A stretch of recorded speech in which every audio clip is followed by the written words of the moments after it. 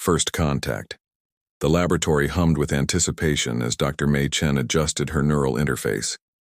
Today marks our 9th attempt at establishing meaningful communication with the Lumari delegation. She whispered to her colleague. The council expects results. Sunlight streamed through the massive windows of the Interstellar Harmony program's main facility, illuminating dust particles that danced between worlds like tiny messengers. The year 2157 had brought humanity face to face with their cosmic neighbors, yet true understanding remained elusive. Dr. Chen called Director Cooper from across the chamber. Your new partner has arrived. She turned to see a tall figure enter gracefully. The Lumari stood nearly 7 feet tall with iridescent purple skin that seemed to shimmer with an inner light.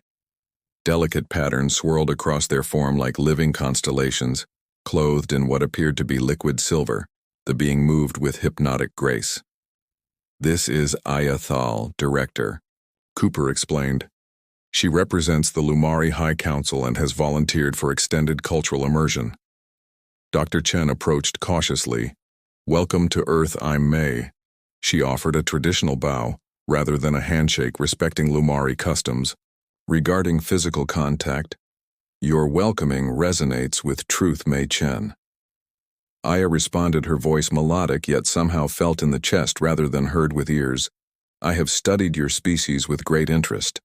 The director departed, leaving them alone in the laboratory. Mei gestured toward the specialized quarters designed for their work. We'll be spending 6 months together in close proximity studying emotional and cultural exchange. Would you like to see our living space? Aya tilted her head, curious. Your species places much importance on physical boundaries. Yes, I would appreciate orientation. As they walked, Mei noticed how other researchers stared, some with scientific curiosity, others with undisguised suspicion. The Earth-Lumari treaty remained fragile after the disastrous first contact in Mumbai. The peaceful integration of their species hung by a thread.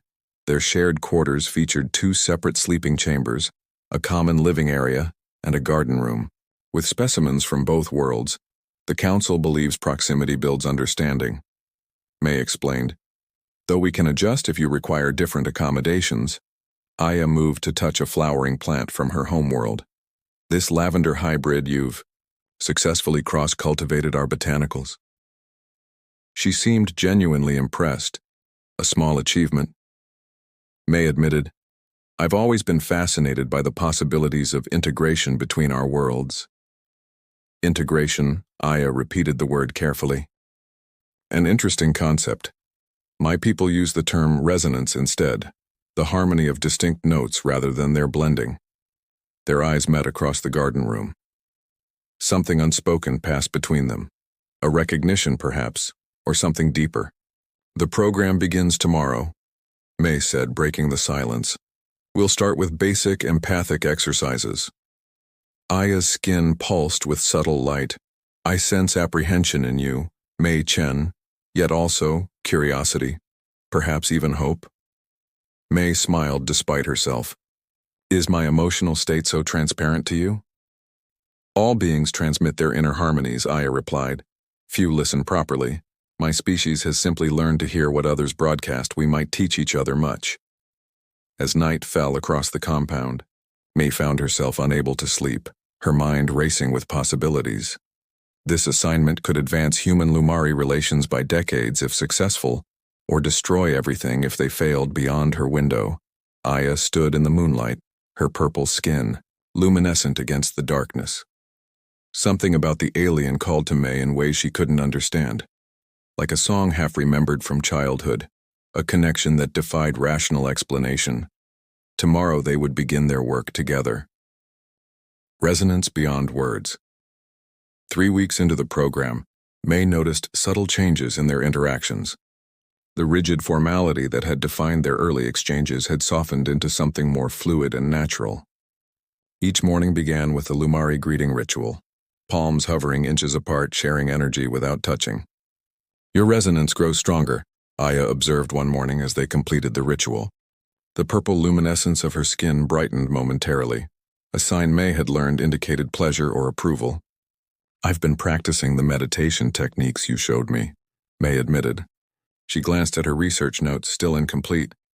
The scientific observations seemed increasingly inadequate to capture what was happening between them.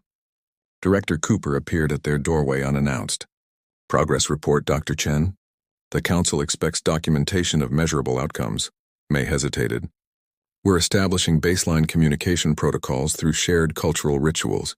The process requires patience. Patience is a luxury, Doctor.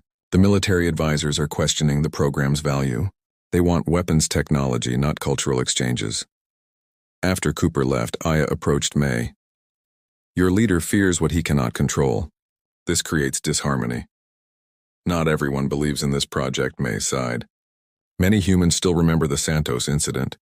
300 dead when communications failed. Aya's expression shifted, her features momentarily rigid with what May recognized as sorrow. A tragic misalignment. My people mourn those losses equally.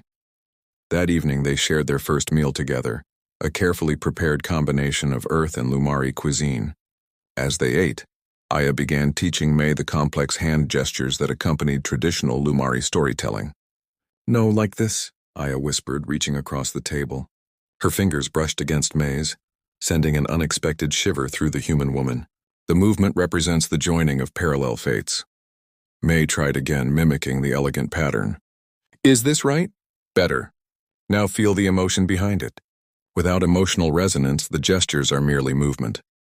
Days blended into weeks. Their research expanded beyond basic communication into deeper cultural exchange. May learned the sacred Lumari harmonics, tonal patterns believed to align consciousness with universal energy. In return, she introduced Aya to human music, poetry, and art. Your species expresses through creation what mine expresses through direct emotional transmission, Aya observed as they listened to Debussy. Fascinating how different paths lead to similar destinations.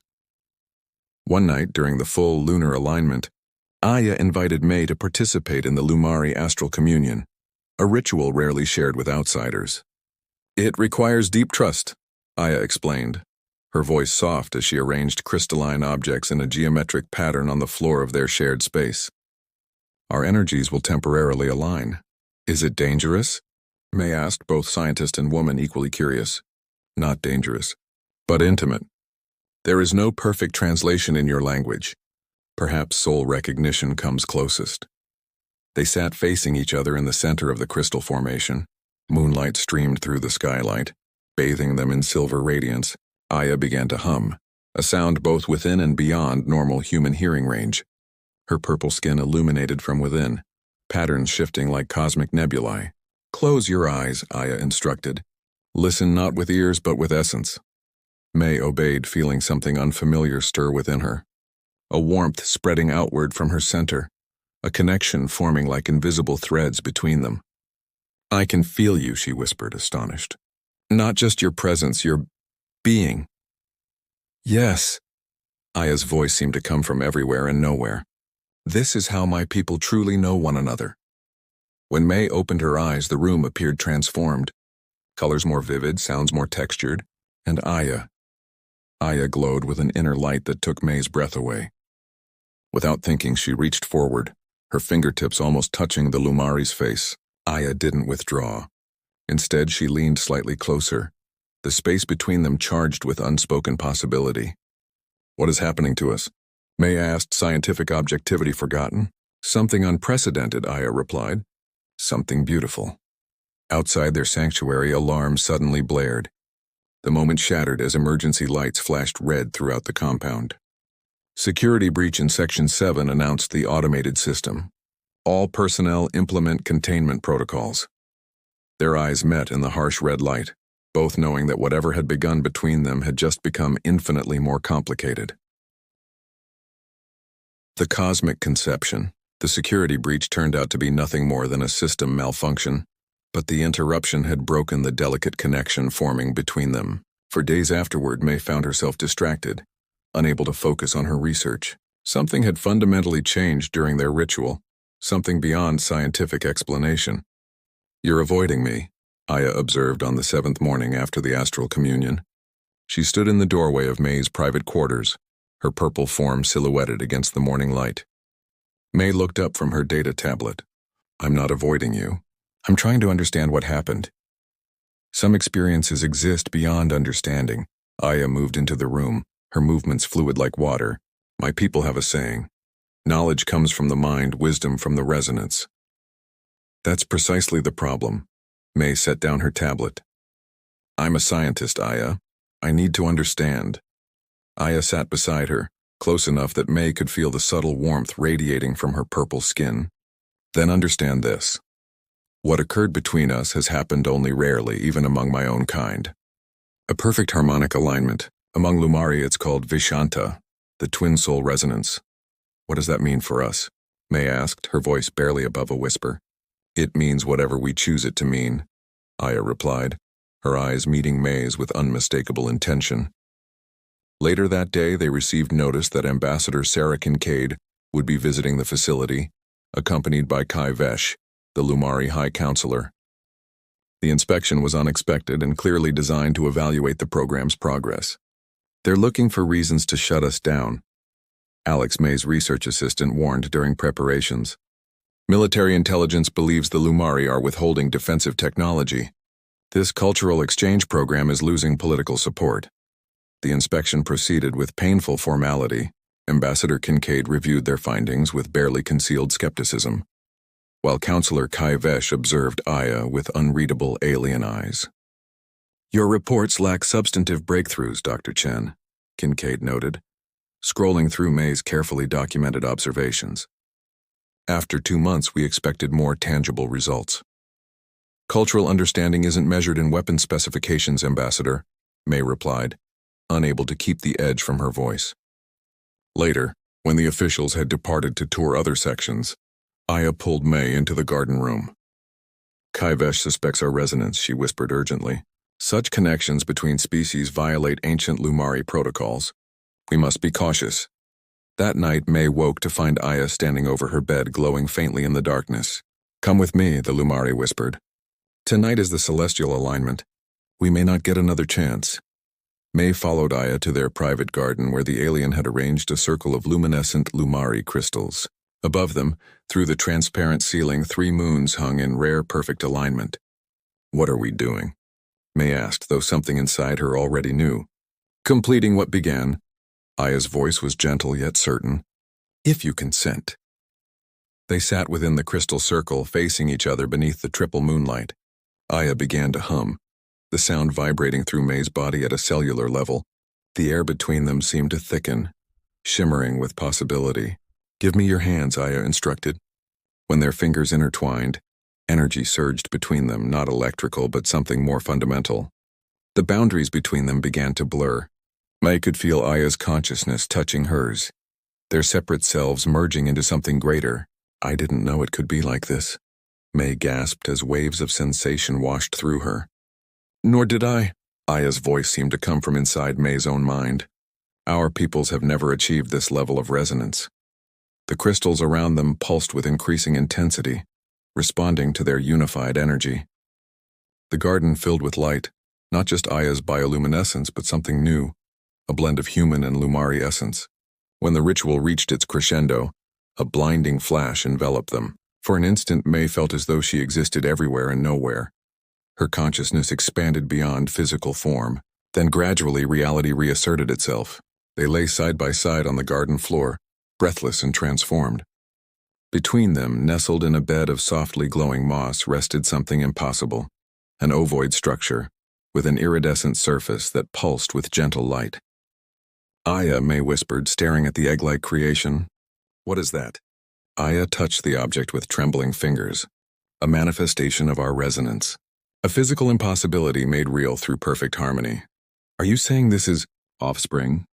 Not in your biological understanding, Aya explained, awe evident in her voice. This is pure creation energy given form.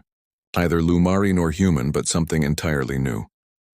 The egg pulsed gently as if in response to their voices, its surface swirling with colors that mirrored both May's human DNA patterns and Aya's cosmic markings. If anyone discovers this, May began, suddenly afraid. They must not. Aya's expression grew serious. Neither our people are ready for such proof of transcendent connection. Outside their sanctuary, The facility remained quiet, unaware of the miracle that had just occurred within its walls. But both May and Aya knew their secret couldn't remain hidden for long. What they had created would change everything. Flight from two worlds. The morning alarms shattered their peace as armed security personnel stormed their quarters. We detected an unauthorized energy surge. Director Cooper announced, his face hard with suspicion. May stood protectively near the hidden egg. Routine cultural exchange ritual, she explained. The alignment of your moons creates special conditions for Lumari meditation. Cooper's eyes narrowed. Intelligence suggests otherwise, Dr. Chen. Someone transmitted data from this facility directly to the Lumari homeworld last night. Behind them, Aya's skin dimmed in what May recognized as fear. Both of you are temporarily suspended pending investigation. Cooper continued. Ambassador Kincaid and Counselor Kai Vesh are en route to personally oversee the inquiry. After security departed, Aya approached May. They will discover our creation. They will take it for study, dissection, exploitation. Then we leave tonight.